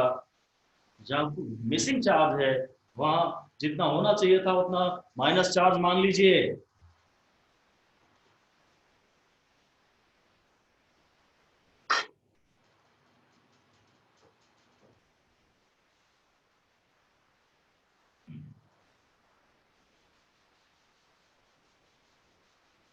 जो एलिमेंट्री सेक्शन में चार्ज है ना, वो है चार्ज पर unit length into the length of this portion. इस पोर्शन पे जो चार्ज था, जब ये पोर्शन यहाँ था, इस पोर्शन पे जो चार्ज था वो तो चार्ज पर unit length into length of the elementary section. Charge पर unit length lambda into length of the section remove, ये डी हो गया। और आप जानते हैं कि मैं इतना प्लस माइनस यहाँ मानूंगा, ये सारा प्लस कैंसिल कर देगा। आप केवल यही मानिए कि जो रिमूव पोर्शन है बस यहीं पर माइनस डी क्यू का चार्ज है, तो फिर तो ये इंटेंसिटी ऐसी होगी, इसके कारण जो फील्ड पैदा होगी, चलो हम उसे डी क्यू का नाम दे सकते हैं, k into d q by r square. K into lambda into d l by r square. बस बात खत्म, डायरेक्शन दिखा दी गई है। जहां कुछ नहीं है वहां इक्वल प्लस और माइनस मानिए, ये सारा प्लस एक दूसरे को कैंसिल कर देगा। अब सिर्फ यहाँ ये माइनस चार्ज बचा है, यही मानिए, सिर्फ यहाँ ये माइनस चार्ज है इस गैप में। सेंटर पे अगर आपको इंटेंसिटी चाहिए तो यहाँ यूनिट पॉजिटिव चार्ज रखा हुआ मानिए, और इंटेंसिटी का फॉर्मूला है के क्यू बाई आर स्क्वायर, और जो डी क्यू है वो बस लैम्डा इनटू डी एल है, दैट्स इट। यही है। बताइए, कोई तकलीफ हो तो बताइए, कोई प्रॉब्लम हो तो बताइए। इस सवाल में कुछ भी दम नहीं है सिवाय इस बात के कि लैम्डा का टर्म इंट्रोड्यूस किया गया है और हमें उससे दिक्कत तो होगी। हैबिट वाली बात है, धीरे धीरे जब ये हैबिट बन जाएगी तो आपको इसमें कोई प्रॉब्लम नहीं आएगी। डिस्कशन करिए प्लीज, आस्क समथिंग, पूछिए कुछ। चलिए, प्रणति को समझ में आ गया, सोनम को समझ में आ गया, ऑलराइट, या तो बता दीजिए समझ में आ गया। चलिए, बहुत बढ़िया है। प्रियांशी, अग्निहोत्री, नेहल, कृष्ण मित्तल, किंजल, दीपाली, फाइन, ठीक है फिर बढ़िया, आपको समझ में आ गया। श्रीहर्ता, बहुत बढ़िया, फिर कोई इशू नहीं है। चलिए, मैं फिर एक लास्ट हेडिंग दे दीजिए, एक बात करते हैं, क्या लिखिए, E at the center of, E at the center, next heading दे दीजिए, थोड़ा एडवांस सा डिस्कशन है। E due to uniformly charged circular arc. E due to uniformly charged circular arc. E due to uniformly charged circular arc. Of course, at the center की ही बात करूंगा। ये हल्का सा एडवांस्ड कहा जाएगा, थोड़ा सा इंटीग्रेशन लग रहा है इसमें। ये कोई यूनिफॉर्मली चार्ज रिंग है और ये सेंटर पे में भी एंगल फाई बना रही है। ये सेमी सर्किल वगैरह नहीं है, जनरल कोई एंगल बना रही है, जनरल कोई एंगल बना रही है, और हमें इस सेंटर पे फील्ड निकालनी है। फील्ड का मैग्नीट्यूड तो चाहे तो छोड़ दीजिए, आप डायरेक्शन के बारे में कुछ कह सकते हैं अंदाजा? शायद सिमेट्री के कारण डायरेक्शन कहीं यहाँ आएगी, क्योंकि ये पॉजिटिव तो यहाँ के पॉजिटिव को रिपेल करेगा ना, कुछ इधर आएगी, शायद इसके बाइसेक्टर के अलावा। कभी कभी सिर्फ डायरेक्शन पे ही सवाल आ जाते हैं, हम ये पूरी रिंग देख के हम घबरा जाते हैं, पर क्वेश्चन खाली डायरेक्शन का आता है, उसमें प्रॉब्लम नहीं होती। हाँ, इस इंटीग्रेशन में इनिशियली तो दिक्कत आ सकती है। इंटीग्रेशन के सवालों में सबसे पहले तो हमको लाइन ऑफ सिमेट्री ढूंढनी चाहिए, एक ऐसी लाइन ऑफ सिमेट्री ढूंढनी चाहिए जिसके लेफ्ट और राइट में सिमेट्रिकल चार्ज बैठा हो, ताकि यहाँ की फील्ड और यहाँ की फील्ड को मैं कुछ कैंसिल कर सकूं। लिख दीजिए फर्स्ट ऑफ ऑल, सो लिखिए first of all we should identify the line of symmetry, the line of symmetry which divides the given charge distribution, into two identical halves.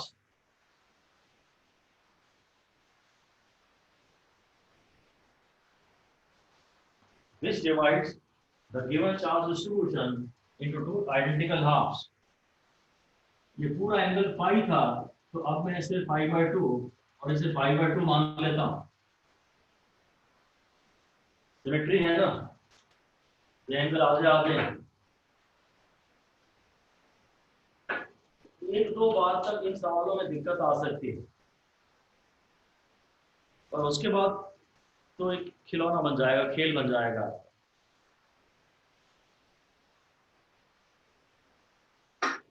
एक दो बार अगर आपने थोड़ी कोशिश की, उसके बाद ये पूरा मैकेनिकल है, इसमें कोई इश्यू नहीं है, कोई दम नहीं है। अब एक काम करते हैं कि यहाँ से किसी एंगल पे नया डायग्राम बना लेते हैं क्लैरिटी के लिए। इसमें पाई वाला नहीं दिखाया हो गया, एक नया डायग्राम बना लेते हैं। हम कहते हैं ये तो वो लाइन ऑफ सिमेट्री है, यहाँ से एंगल थीटा, ये मैं कह रहा हूँ, ये एक मैं एलिमेंट्री सेक्शन ले रहा हूँ, इसकी लेंथ दी है, ये थीटा बना दीजिए और ये डी थीटा बना दीजिए, ये एक नया डायग्राम बना दीजिए।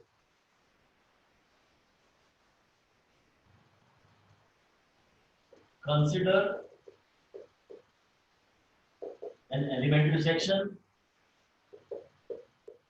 of length dl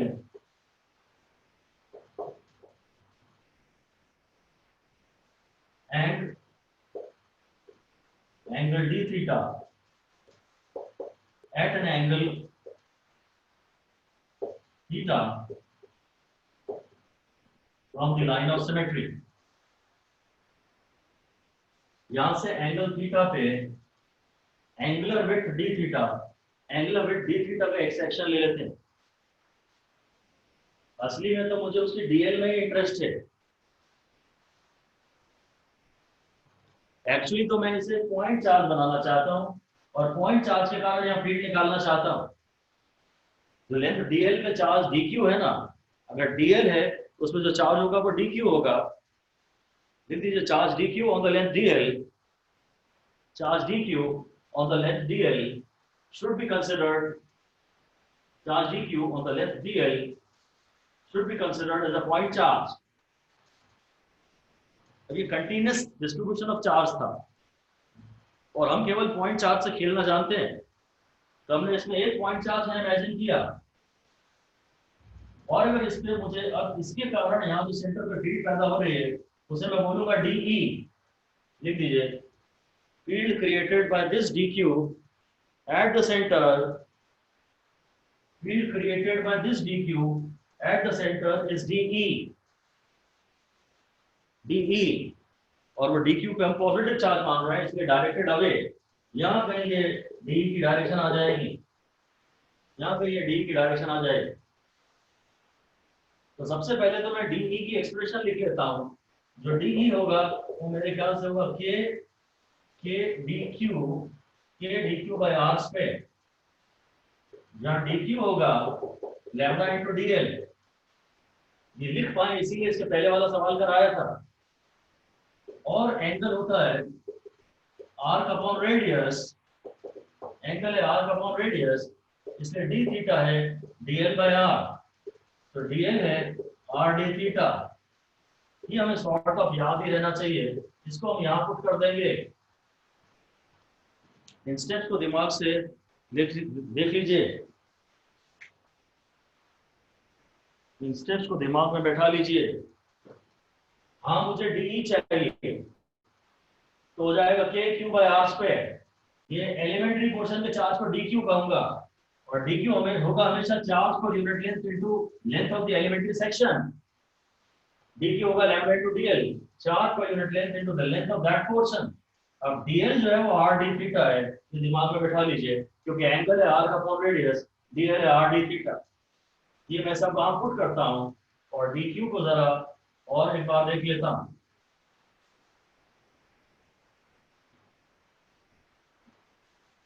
डी हो जाएगा के, डी क्यू है लैम्डा डीएल, डीएल की जगह आर डी थीटा लिख लूंगा अपॉन आर स्क्वायर, ये कैंसिल हो गया। डी का फॉर्मूला आ गया के lambda by R D theta, ये डी का फॉर्मूला हो। ये जो कॉन्स्टेंट्स है वो मैंने अलग लिख लिए, तो वेरिएबल को यहाँ छोड़ दिया। बड़ा इंटरेस्टिंग डिस्कशन है और बहुत आसान है। इनिशियली ये सब हैबिट में पढ़ने में टाइम लग सकता है। अब देखिए यहाँ पर ये तो लाइन ऑफ सिमेट्री थी, यहाँ कोई वो चार्ज था डी क्यू, और ये डायरेक्शन थी डी की, और ये एंगल थीटा था। ये लाइन ऑफ सिमेट्री है, ये एंगल थीटा है। ये लाइन यहाँ जा रही है, ये यहाँ जा रही है। ये डी क्यू के कारण डी, तो इसी की लाइन के नाम होगी ना, सेंट्रल फोर्स। अब क्या होगा, अब हम जरूर, अब तो आप जानते हैं इसके बाद क्या करने वाला हूं मैं। डी को रिजॉल्व करिए, तो अब ये स्टेप में लिख दीजिए, डायग्राम पूरा क्लियर बनाइए, दोबारा डायग्राम बनाइए, और अब डी को मैं जरूर रिजॉल्व करूंगा, इधर डी कॉस थीटा में और इधर डी साइन थीटा में। कोई इंक्लाइंड वेक्टर होता है तो उसको हम रिजॉल्व तो करते ही हैं।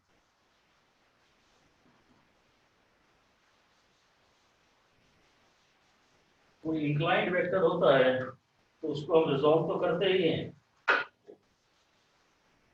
ठीक है। इसके बाद क्या करना है, कोई मुझे बता सकता है?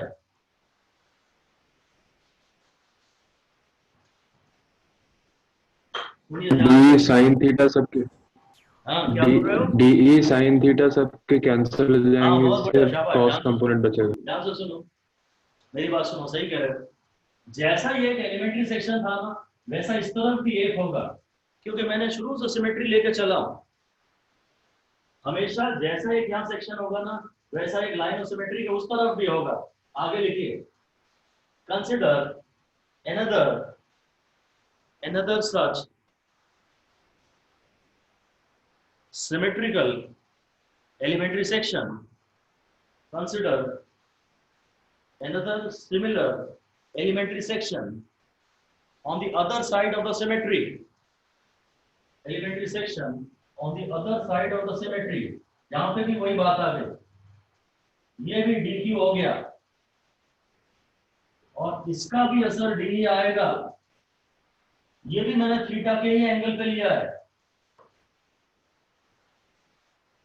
जैसे इसके कारण यहाँ डी पैदा हुआ था, ऐसे इसके कारण यहाँ डी पैदा होगा, ये एंगल भी थीटा होगा। मैं इसको भी रिजॉल्व करूंगा, और हाँ ये बात आ रही है।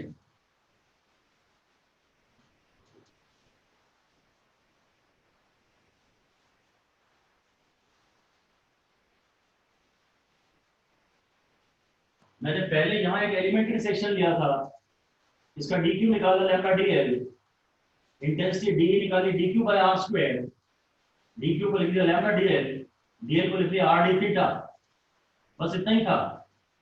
dq by r square, dq is lambda dl by r square और dl है r d theta।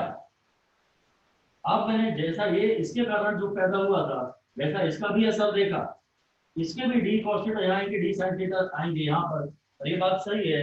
ऐसे सब पेयर में यहाँ के पोर्शंस और यहाँ के पोर्शंस का जब मैं असर यहाँ कैलकुलेट करूंगा तो सबके d sin थीटा एक दूसरे को कैंसिल कर देंगे। बस आप ऐसे ही लिख दीजिए, d sin theta of all such elementary sections cancel, d sin theta of all such elementary sections cancel in pair due to symmetry.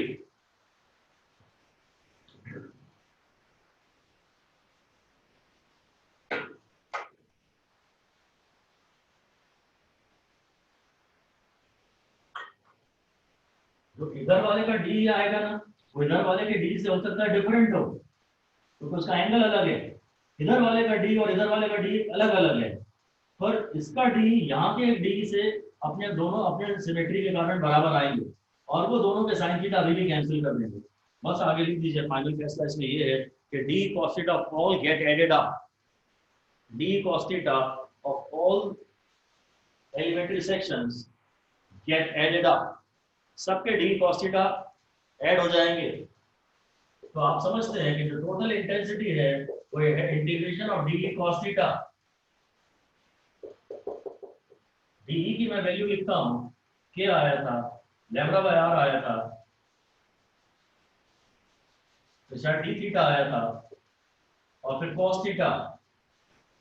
जो टोटल इंटेंसिटी आएगी वो के लैम्डा बाय आर, देखिए डायलेक्ट्रिक कांस्टेंट वाला नहीं है, k lambda by r integration of cos theta d theta. D की value check कर लो, यही आई थी ना, मैं यहाँ चेक कर लेता हूँ डी को, तो था d q by r square, d q को मैंने लिखा था lambda d l by r square और डी एल को लिख दिया था आर डी थीटा। तो हाँ ये कंफर्म हो गया, डी क्यू का यही फॉर्मूला, डी का यही फॉर्मूला आया था, ठीक है राइट। अब आपको मुझे ध्यान से बताना है ये एक चीज बस कि यार ये इसकी लिमिट्स क्या लेंगे। अब तो लिमिट्स मेरे को थीटा की लेनी पड़ेगी ना, मैं इंटीग्रेशन थीटा के रिस्पेक्ट में कर रहा हूं। अब लिख दीजिए, we have to think the limits of theta by 2. हाँ, we have to think of the limits of theta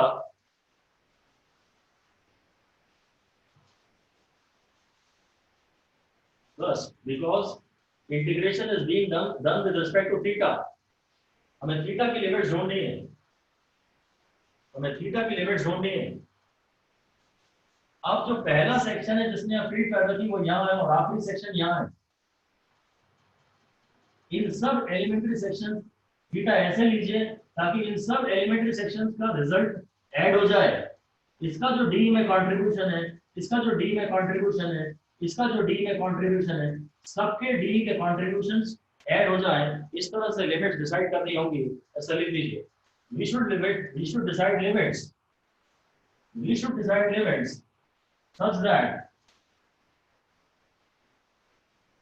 the contribution, we should decide limit such that the contributions of all the elementary sections, in creating E at the center get added up, in creating E at the center get added up। तो मैं वापस अपने पुराने diagram पे जाता हूँ, वहां मैंने ये मेरी लाइन ऑफ सिमेट्री है, एक्चुअली ये जीरो एंगल लाइन है। एंगल हम लोग यहीं से नापते हैं, ये इधर π/2 थी और ये इधर π/2 थी। तो जो पहला सेक्शन है वो शायद -π/2 पे लाई कर रहा है, पहला सेक्शन -π/2 पे लाई कर रहा है और आखिरी सेक्शन +π/2 पे लाई कर रहा है। इसलिए जो मेरा ई का आंसर आएगा ना वो आएगा इंटीग्रेशन ऑफ, मैं डी कुछ cos थीटा कर रहा था, वो हो गया था k q बाय r cos theta d theta. फिर यहाँ लिमिट्स पुट करूंगा -π/2 to +π/2, क्योंकि इन एंगल के बीच में ये सारे एलिमेंट्री सेक्शन इंक्लूड हो रहे हैं।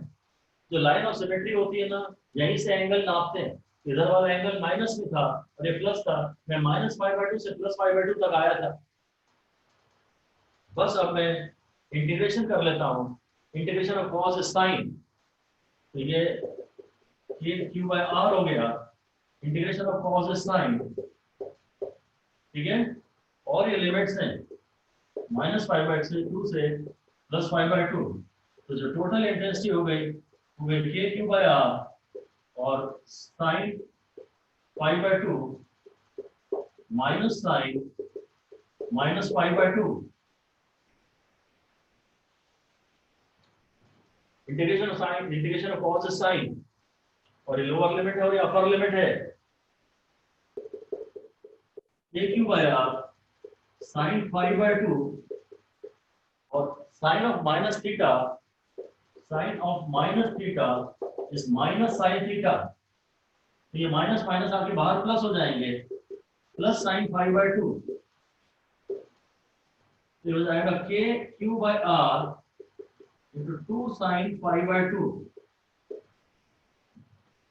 kq/r into 2 sin π/2,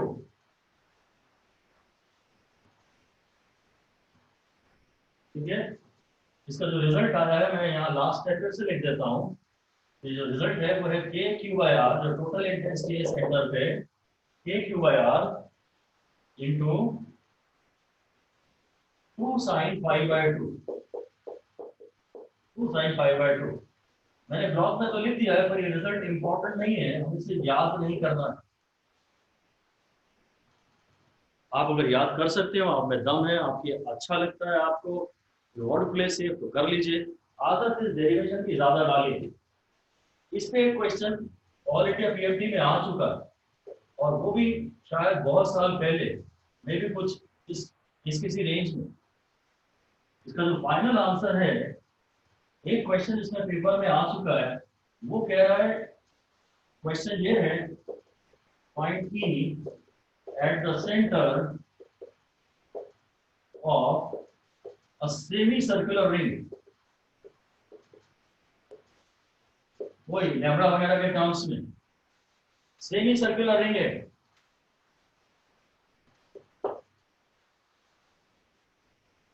पाई को कितना डालेंगे? सेमी सर्कुलर रिंग है। पहले तो मैंने कितनी डिग्री ली थी, ये एंगल था, अभी ये एंगल मैं पूरा लूंगा, पाई को 180 डिग्री डाल दूंगा।